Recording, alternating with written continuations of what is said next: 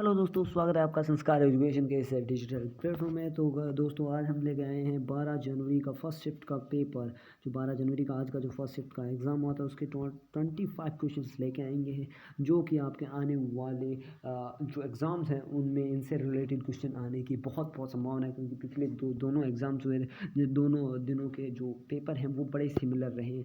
तो देखते हैं क्या होता है, कौन कौन से क्वेश्चन हैं। इससे पहले अगर आप चैनल पर नए हैं तो चैनल को कर दीजिए सब्सक्राइब और बेल को कर दीजिए ऑल पर सिलेक्ट, ताकि आने वाले हर वीडियो का नोटिफिकेशन मिल सके आपको सबसे पहले।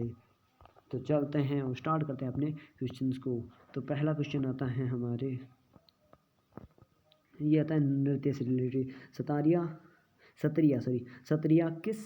नृत्य किस राज्य से संबंधित है। सत्रिया जो आपका शास्त्रीय नृत्य है वो किससे संबंधित है, तो वो संबंधित है आपके असम राज्य से। किससे? असम से। तो उसके बाद में इसके रिलेटेड क्वेश्चन जो कि आप आने वाले एग्जाम्स के अंदर पूछे जा सकते हैं। संगीत नाटक अकेडमी के अनुसार भारत में शास्त्रीय नृत्य कुल कितने हैं, तो 8 शास्त्रीय नृत्य हैं। वो कौन कौन से हैं, तो आता है भरतनाट्यम आता है, कथक आता है, कुचिपुड़ी, ओडिसी, कथकली, सतारिया, मणिपुरी और मोहिनी अट्टम। ये 8 शास्त्रीय नृत्य हैं। उसके बाद में शास्त्रीय नृत्यों के 9 रस हैं। जो शास्त्रीय नृत्य हैं आपके, इन शास्त्रीय नृत्यों के 9 रस हैं। इनमें से एक मोस्ट चीज़ भी है जो कि आपके क्वेश्चन में पूछी जाती है।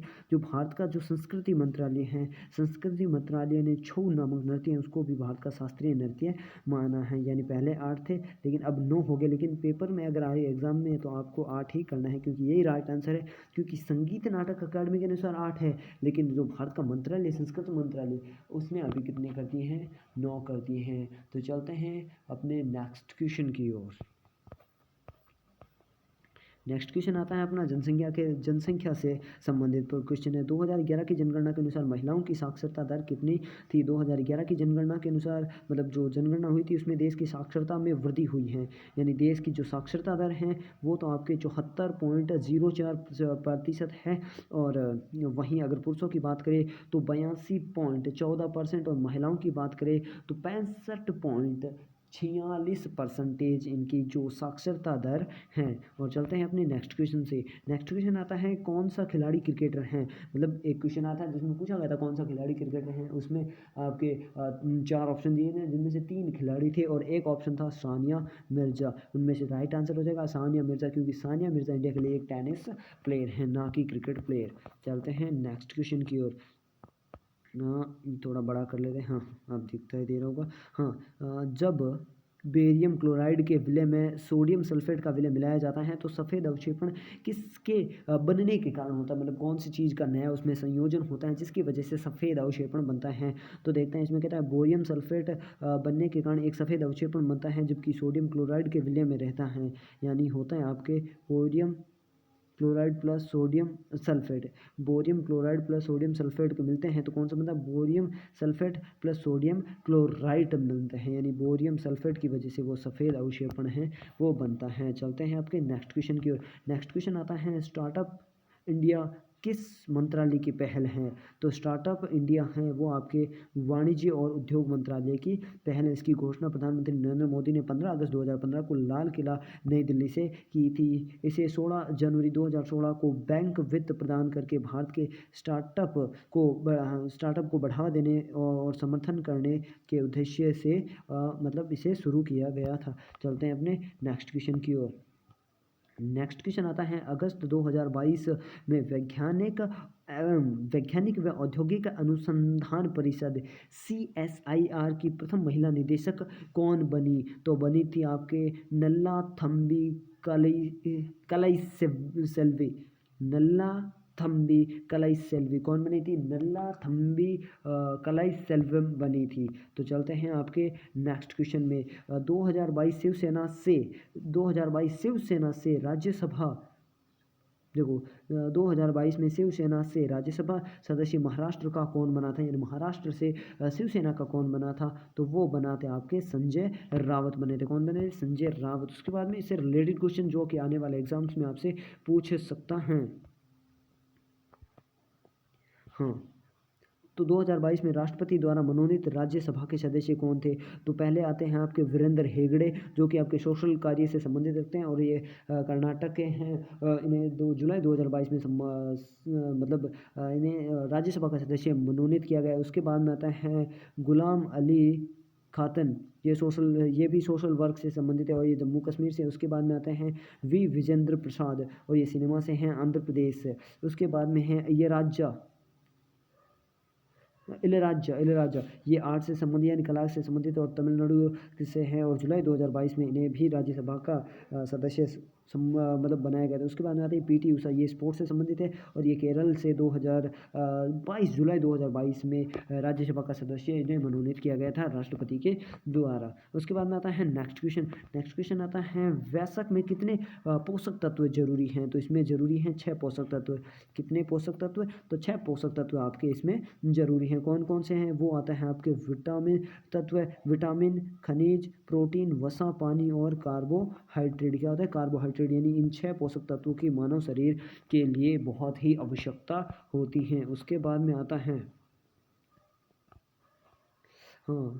सागा दावा उत्सव किस राज्य से संबंधित है? यानी सागा दावा जो उत्सव है किस राज्य से संबंधित है? ये संबंधित आपके सिक्किम से। किससे? सिक्किम से। उसके बाद में आता है प्राथमिक क्षेत्र में आने वाले विषय। इसमें क्वेश्चन था कि प्राथमिक क्षेत्र के अंदर कौन कौन से विषय आते हैं? तो प्राथमिक क्षेत्र में कच्चा माल आता है। इसमें कृषि, वानिकी, पशुपालन, मत्स्य, मुर्गी पालन और उत्खनन आदि शामिल हैं। यानी आपका जो प्राथमिक क्षेत्र है उसके अंदर कृषि और वानिकी, पशुपालन, मत्स्य पालन, मुर्गी पालन आदि संबंधित जो आते हैं। अगर बात करें द्वितीय क्षेत्र के अंदर, तो तृतीय क्षेत्र की बात करें तो तृतीय क्षेत्र में व्यापार, परिवहन, संचार, बैंकिंग, स्वास्थ्य बीमा, बैंकिंग आदि की सेवाएं हैं, वो आपके तृतीय क्षेत्र के अंदर आती है। तृतीय क्षेत्र को आपके सेवा क्षेत्र भी कहते हैं। क्या कहते हैं? इसे सेवा क्षेत्र भी कहते हैं। उसके बाद में द्वितीय क्षेत्र की बात करें तो इसे विनिर्माण और उद्योग शामिल हैं। यानी जो द्वितीय क्षेत्र है, द्वितीय क्षेत्र के अंदर विनिर्माण उद्योग को शामिल किया गया है। उसके बाद में एक क्वेश्चन आया था महात्मा बुद्ध से संबंधित। वो क्वेश्चन तो क्या था उसका तो हमें पूरा पता नहीं था, बच्चों को हमने पूछा तो लेकिन एक क्वेश्चन था कि महात्मा बुद्ध से संबंधित क्वेश्चन कौन सा था, यानी पर्सन महात्मा बुद्ध से संबंधित एक पर्सन आया था। तो स्टार्ट करते हैं। महात्मा बुद्ध को ज्ञान प्राप्ति कहाँ पर हुई थी? बोधि वृक्ष के नीचे हुई थी। इसे वह सिद्धार्थ गौतम से भगवान बुद्ध बन गए थे। मतलब जब जो पहले सिद्धार्थ थे, उस सिद्धार्थ से भगवान बुद्ध कब बने थे? तो बोध गया के अंदर, बोध गया बिहार है, वहाँ पर इन्हें ज्ञान प्राप्ति हुई थी। उसके बाद में महात्मा बुद्ध ने पहला उपदेश अपना सारनाथ में दिया था। कहाँ पर दिया था? सारनाथ में दिया था। उसके बाद में अगले क्वेश्चन की बात करते हैं। अगला इसी में अगर पॉइंट की बात करें तो गौतम बुद्ध का जन्म हुआ था लुम्बिनी, नेपाल के अंदर हुआ था। वो भी हुआ था आपके 563 ईसा पूर्व। और उनके निधन की बात करें तो इनका निधन हुआ था 483 ईसा पूर्व, कुशीनगर उत्तर प्रदेश के अंदर इनका मृत्यु हुई थी या निधन हुआ था। उसके बाद में अगला क्वेश्चन आता है विदेशी वस्तुओं का मूल्य बढ़ाने वाला कारक। यानी विदेशी वस्तुएं होती हैं, उनका मूल्य किस कारण बढ़ता है? तो उनका मूल्य बढ़ता है आपके कस्टम ड्यूटी की वजह से। किसकी वजह से? Custom duty. ये क्या है? ये टैक्स इम्पोज्ड और इम्पोर्ट एंड द टैक्स है imports on import and export goods. यानी इम्पोर्ट और एक्सपोर्ट करने वाली वस्तुओं पर जो टैक्स लगता है उसे कस्टम ड्यूटी कहते हैं। उसके बाद में सबसे बड़ा लिखित संविधान किस देश का है? यानी सबसे बड़ा लिखित संविधान है वो किस देश का है? तो वो है आपके भारत का है। यानी भारत का संविधान है वो सबसे बड़ा है। अगर शब्दों के आधार पर बात करें तो सबसे छोटा किसका है? तो आपके हैं मोनाको देश का सबसे छोटा लिखित संविधान है। उसके बाद में चलते हैं नेक्स्ट क्वेश्चन की ओर। नेक्स्ट क्वेश्चन आता है रस्सी बनाने में किसका प्रयोग होता है? तो रस्सी बनाने में होता है आपके रेशेदार फसलें जैसे जूट होगी, पटसन होगी, कपास होगी आदि फसलों का उपयोग किया जाता है। अगला क्वेश्चन देते हैं अपने। अगला क्वेश्चन आता है नई लोकसभा को कितने माह तक भंग नहीं किया जा सकता? जो लोकसभा है एकदम नई बनी है, उस लोकसभा को कितने समय तक के लिए भंग नहीं किया जा सकता है? अनुच्छेद 83 यानी आर्टिकल 83 के अनुबंध के तहत यह प्रावधान दिया गया है यदि गठन के बाद पहली बैठक के 5 साल पूरे होने पर लोकसभा भंग नहीं की जा सकती की जाती तो उसे स्वतः भंग माना जाएगा। यानी जब उसका गठन हुआ, गठन के 5 साल उसके क्या हो गए, पूरे हो गए, फिर भी उसे भंग नहीं किया गया तो वो स्वतः ही भंग मानी जाएगी। उसके बाद में चलते हैं अपने नेक्स्ट क्वेश्चन की ओर। नेक्स्ट क्वेश्चन आता है, स्वदेशी आंदोलन का सबसे ज़्यादा प्रभाव किस राज्य पर पड़ा? तो वो पड़ा था आपके बंगाल राज्य पर। बंगाल राज्य है वो उस पर सबसे ज़्यादा, क्योंकि स्वदेशी आंदोलन 2005 में भारत के वायसराय लॉर्ड कर्जन के बंगाल विभाजन के साथ शुरू हुआ था। यानी ये स्वदेशी आंदोलन जब बंगाल का विभाजन हुआ था उसी समय शुरू हुआ था, तो इसीलिए इसका प्रभाव है वेस्ट बंगाल पर ज़्यादा पड़ा था।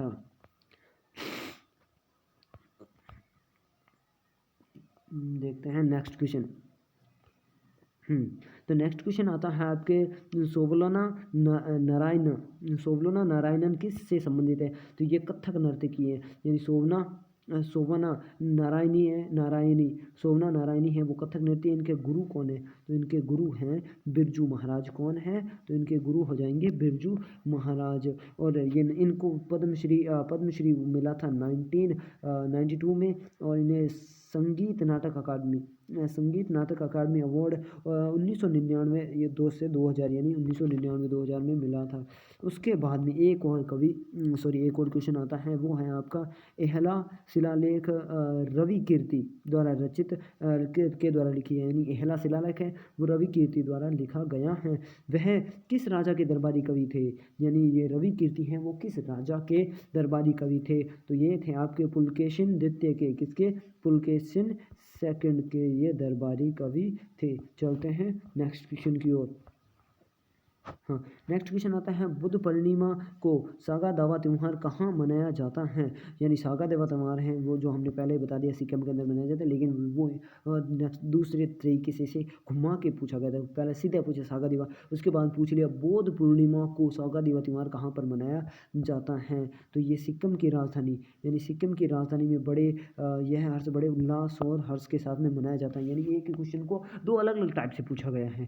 उसके बाद में आता है नेक्स्ट क्वेश्चन आता है, इंदिरा गांधी पीस प्राइज 2022 किसे दिया गया था? यानी इंदिरा गांधी शांति अवार्ड 2022 किसे दिया गया? तो ये दिया गया था आपके प्रथम एनजीओ को। किसको? प्रथम एनजीओ को ये दिया गया था। उसके बाद में चलते हैं नेक्स्ट क्वेश्चन आता है, पानी के आपको पर्यायवाची बताते हैं। तो पानी का पर्यायवाची आता है, जल है, नीर है, सलील है, अम्बु है, अम्ब है, उदक है, तोय, जल, जीवन, वारी, पय, अमृत, मेघ, पुष्य और सारंग।